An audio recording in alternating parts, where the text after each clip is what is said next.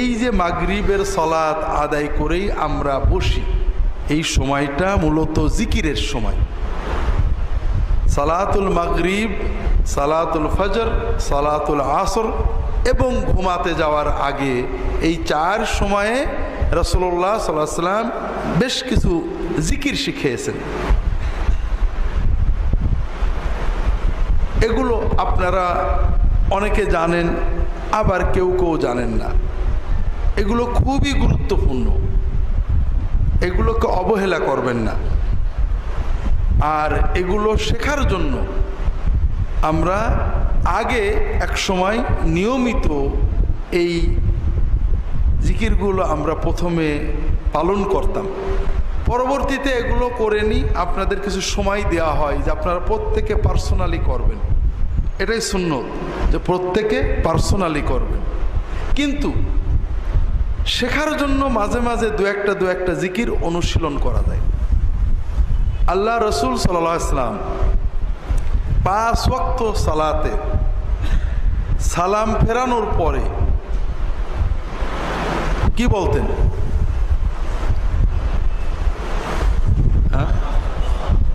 হ্যাঁ, মাশাআল্লাহ, এই তো অনেকেই জানা মানুষ আছেন। সালাম ফেরানোর পরেই তিনি 3 বার বলতেন আস্তাগফিরুল্লাহ, আস্তাগফিরুল্লাহ, আস্তাগফিরুল্লাহ। তার মানে আমি আল্লাহ তাআলার কাছে গুনার জন্য ক্ষমা চাচ্ছি, আমি আল্লাহ তাআলার কাছে গুনার জন্য ক্ষমা চাচ্ছি, আমি আল্লাহর কাছে গুনার জন্য ক্ষমা চাচ্ছি। এখন বাঙালি একটা সহজ হিসাব আমাদের আছে যে নামাজ পড়ে কি গুনাহ করলাম নাকি, যে নামাজের সালাম ফিরিয়ে আগে মাপ চাইলাম। একজন বাড়িতে ঢুকে দেখে যে তার স্ত্রী খুব কাঁদছে, আল্লাহ আমার গুনাহগাতা মাফ করে দাও, খুব কাঁদছে। তখন ওর মনে সন্দেহ হয়েছে, নিশ্চয় স্ত্রী কোনো অন্যায় করেছে আজকে, নিলে এত কাঁদবে কে, ধরে বউয়ের মাস শুরু করে দিয়েছে। তা আসলে বিষয়টা এরকম নয়। বিষয়টা হলো ছোট্ট বাচ্চা, তার মনে কিছু চাওয়ার আছে। যখন মাকে হাসি খুশি দেখে তখন সবচেয়ে জরুরি চাওয়াটা আগে চাই, মা আমার এটা লাগবে। আমরা যখন কোনো নেক আমল করি, বিশেষ করে সালাত আদায় করি, সালাতের ভিতরে আমরা যতটুকু আল্লাহর জিকির করি, প্রথমে যাই মনটা ছটফট থাক, শেষ দিকে এসে কিছুটা আল্লাহর কথা মনে এসে যায়। এই যে এত সুন্দর আমল আল্লাহকে খুশি করার জন্য করলাম, সালাম যখন ফেরাই তখন আল্লাহ আমাদের দোয়া শোনার জন্য প্রস্তুত থাকেন যে বান্দা কি চাও দিয়ে দেব। আর আমি কি চাবো? সবচেয়ে আগে আমার কি চাওয়া আছে? আমার সবচেয়ে আগের চাওয়া হলো মাফ চাওয়া, যে আল্লাহ আজীবন অনেক গুনাহ করেছি, আল্লাহ আমাকে মাফ করে দাও। আমাদের আল্লাহর কাছে অনেক কিছু চাওয়া আছে, ক্ষমা, রহমত, দয়া, টাকা পয়সা, অনেক জিনিস আমাদের আল্লাহ তাআলার কাছে চাওয়ার আছে। কিন্তু আসল হলো মাপ। যেমন মা রাগ করে আছে, মার মনটা যখন ভালো হয়ে যায় বাকিগুলো সব সহজ। আল্লাহ যখন বান্দার গুনাহ মাফ করে দেয়, বাকি রহমত, বরকত, উন্নতি যা আছে ওটা অটোমেটিক এসে যায়। কারণ আল্লাহ এবং বান্দার মাঝখানে বাধা হয়ে দাঁড়ায় আমাদের গুনাহগুলো। যখনই আল্লাহ গুনাহগুলো মাফ করে দিলেন তখন তো বাকি আর কোনো বাধা থাকলো না।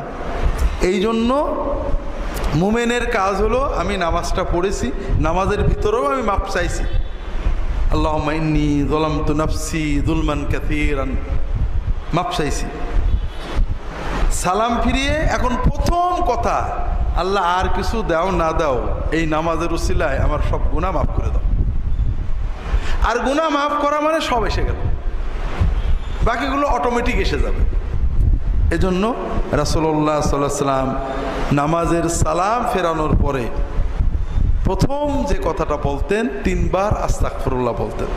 এরপরে বিভিন্ন হাদিস থেকে জানা যায় রাসূলুল্লাহ সাল্লাল্লাহু আলাইহি ওয়াসাল্লাম সালাতের সালাম ফেরানোর পরে কি বলতেন? আল্লাহুম্মা আনতাস সালাম ওয়া মিনকাস সালাম তাবারাকতা ইয়া যাল জালালি ওয়াল ইকরাম। এইটা বলা 3 বার আস্তাগফিরুল্লাহ, আল্লাহুম্মা আনতাস সালাম প্রত্যেকেরই সুন্নত।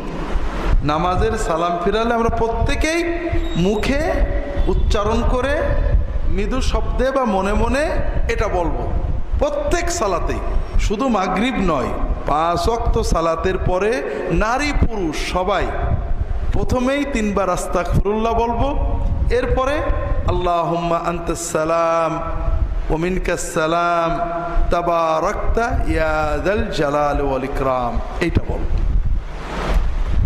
এরপরে রাসূলুল্লাহ সাল্লাল্লাহু আলাইহি ওয়াসাল্লাম অনেক দোয়া জিকির আমাদের শিখিয়েছেন। তার ভিতরে আল্লাহ তাআলার তাসবিহ সুবহানাল্লাহ 33 বার, আলহামদুলিল্লাহ 33 বার, আল্লাহু আকবার 33 বার অথবা 34 বার। আল্লাহু আকবার 33 বার বললে সর্বশেষ লা ইলাহা ইল্লাল্লাহু ওয়াহদাহু লা শারীকা লাহু লাহুল মুলকু ওয়া লাহুল হামদু ওয়া হুয়া আলা কুল্লি শাইইন দিয়ে আলা কুল্লি শাইইন কাদির এই বাক্য দিয়ে আমরা 100 পুরিয়ে দেব, অথবা 33 বার সুবহানাল্লাহ, 33 বার আলহামদুলিল্লাহ, 34 বার আল্লাহু আকবার পড়ব। এটাও প্রত্যেক নামাজের পরে আমরা পড়ব। এরপরে আপনি আগে পিছে করতে পারেন, প্রত্যেক সালাতের পরে আয়াতুল কুরসি পড়া। রাসূলুল্লাহ সাল্লাল্লাহু আলাইহি ওয়াসাল্লাম বলছেন,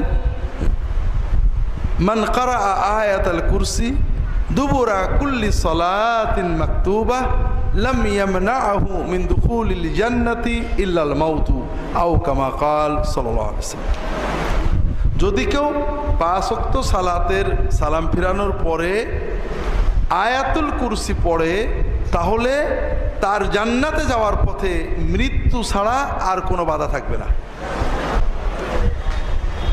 যাদের আয়াতুল কুরসি জানা আছে তারা পড়বেন। এরপরে আরো অনেক দোয়া, কুল হুয়াল্লাহু আহাদ, কুল আউযু বিরাব্বিল ফালাক, কুল আউযু বিরাব্বিন নাস, এই 3টে সূরা জোহরে, আসরে, ইশায় 3 সালাতের পরে একবার করে পড়তে হয়।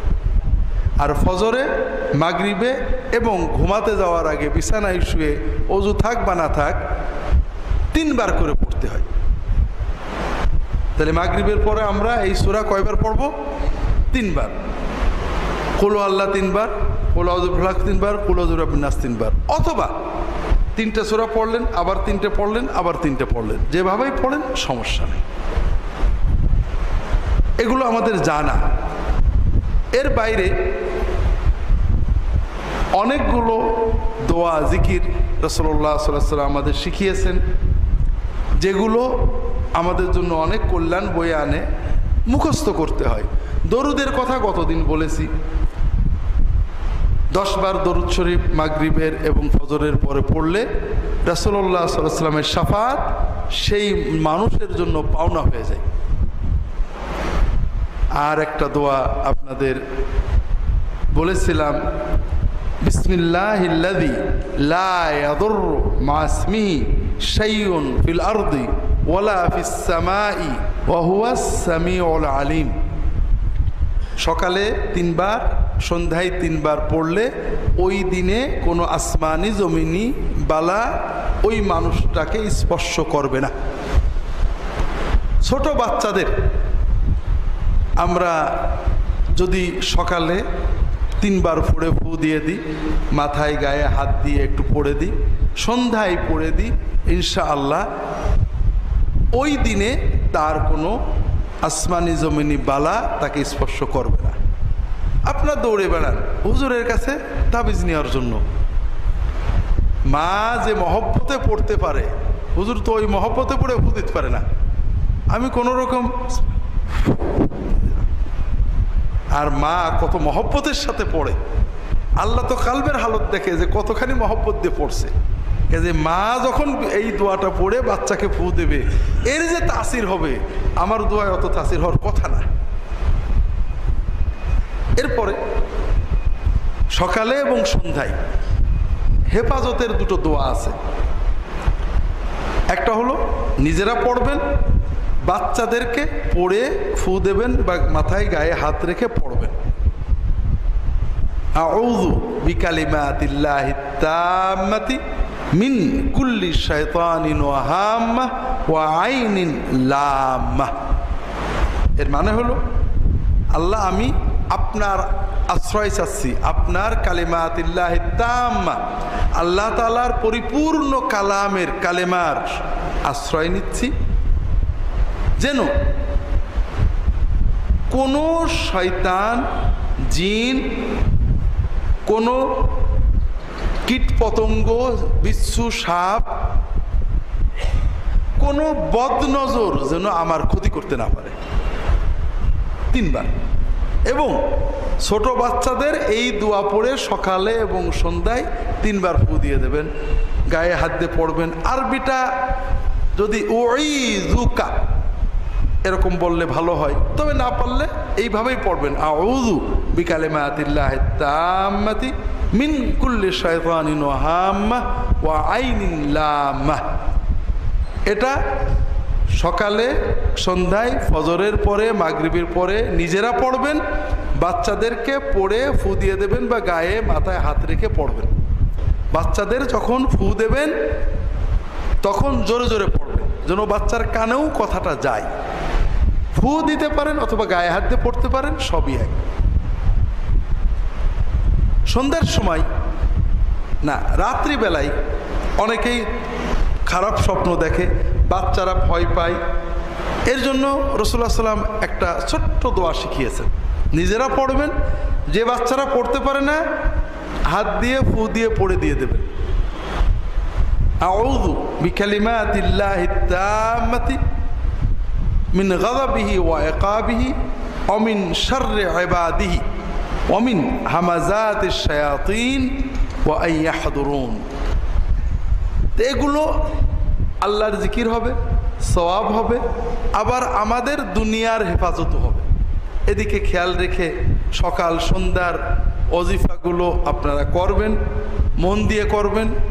আগামী মাসিক মাহফিলে আমরা আরও নতুন কিছু দোয়া মশকরার পালন করার চেষ্টা করব।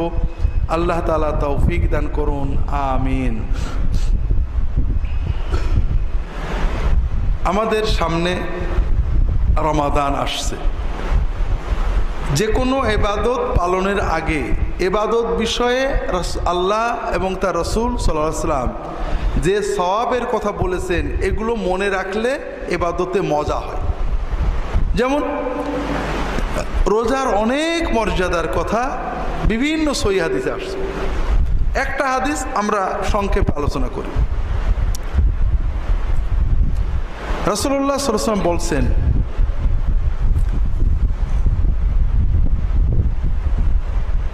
আল্লাহ তাআলা বলেছেন, কুল্লু আমাল ইবনে আদমা লাহু ইল্লা সাওম ফা ইন্নাহু লি ওয়া আনা আজজি